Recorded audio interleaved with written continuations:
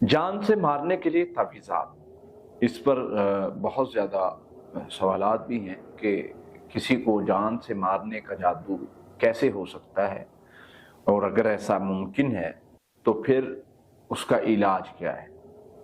سب سے پہلے تو ہم یہ ثابت کریں گے کہ کیا ایسا پاسبل ہے، چونکہ ہمارا یہ بہت سارے لوگوں کا موقف ہوتا ہے کہ ایسے نہیں ہو سکتا جی، یہ کیسے ممکن ہے، زندگی موت اللہ کے ہاتھ میں ہے۔ تو وہی زندگی موت اللہ کے ہاتھ میں، بالکل اس میں کوئی شک نہیں ہے، لیکن بسا اوقات کوئی بندہ کسی کی جان لینے کا سبب بن جاتا ہے، یعنی کوئی بندہ کسی کو شوٹ کر دیتا ہے، کسی کو ہٹ کر دیتا ہے، کسی کو کسی طریقے سے بھی، تو اب اس پر کیوں مقدمہ ہوتا ہے؟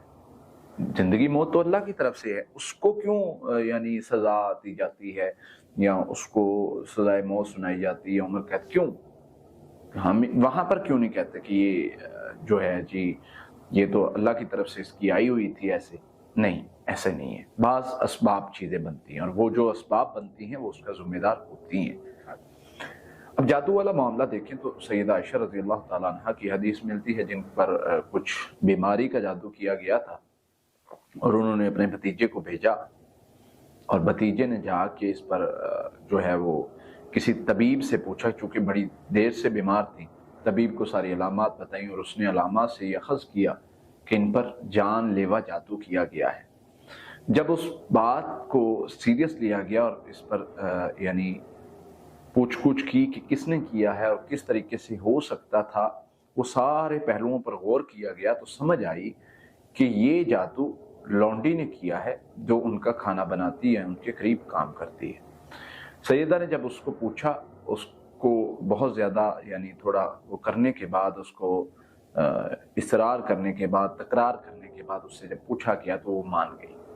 اس نے کہا کہ میرا یہ مقصد تھا کہ آپ اللہ نہ کرے فوت ہو جائیں، اور میں اس مقصد میں کامیاب ہو جاؤں، اور میرا یعنی میں آزاد ہو جاؤں گی جب آپ فوت ہو جائیں گے۔ تو سیدہ نے پھر اپنے بھتیجے سے کہا کہ اس کو لے جاؤ یہاں سے، اور اس کو فروخت کر دو، تاکہ یعنی ہمارے ہاں یہ نہ رہے، کیونکہ یہ دوبارہ بھی نقصان پہنچا سکتے ہو۔ دوسرا، اس کو پتہ چلے کہ ہم اتنے اچھے طریقے سے اس کے ساتھ رہ رہے ہیں، اس کو ہمارے ساتھ ہمارا اچھا طریقے سے رہنا پسند ہی نہیں آیا، تو ٹھیک ہے، کسی اور جگہ پہ چلی جائے۔ تو پتہ یہ چلا کہ یعنی جادو کی وجہ سے ایسی بیماریاں لگ سکتی ہیں، اور اس کی وجہ سے انسان کو مارنے تک کا یعنی پلان ہو سکتا ہے، اور اس پر بہت سارے دلائل موجود ہیں۔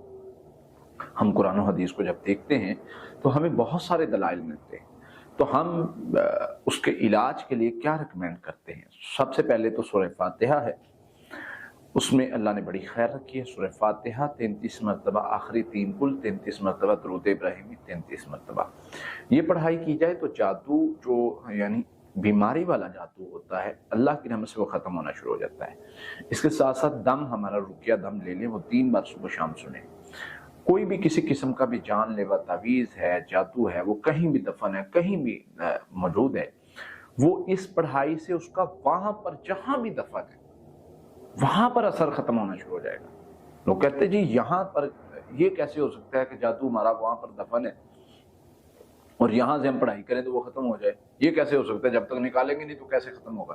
میں یہ سوال کرتا ہوں کہ یہ کیسے ہو سکتا ہے کہ جادو وہاں پر کیا جائے، پاکستان میں، انڈیا میں، بنگلہ دیش میں کیا جائے، اور وہاں پر پتلا بنا کے دبایا جائے، وہاں پر آگ میں عمل کیا جائے، وہاں پر پانی پر عمل کیا جائے، اور پھر وہ کیسے ہو سکتا ہے کہ وہ اگلے بندے پر 7 سمندر پار بندہ بیٹھا ہوا ہے اور اس پر اثر ہونا شروع ہو جائے؟ یہ کیسے ہو سکتا ہے؟ جیسے یہ ہو سکتا ہے ویسے ہی پڑھائی کے ساتھ یہاں بیٹھ کے ہم اس شر کو وہاں پر بے اثر کر سکتے ہیں۔ اللہ نے ہمیں یہ طاقت دی ہے، اور یہ قرآن کی طاقت ہے، یہ کوئی عام چیز نہیں ہے۔